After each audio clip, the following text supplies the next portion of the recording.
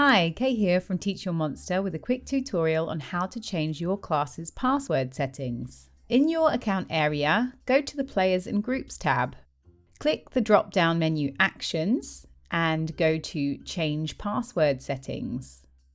Here you'll see three options: auto-generated passwords, which you had when signing up; no password, so your class don't need to enter anything as they log in; or easy editable passwords, which you can set for each player. Let's go through editable together. Confirm password settings. Go to your class and click on the three dots next to the name of the player you'd like to change the password for. Click on Edit Password, then type in the password you'd like. Confirm that, and you can always check it by clicking on the keyhole icon. That's it, how to change your password.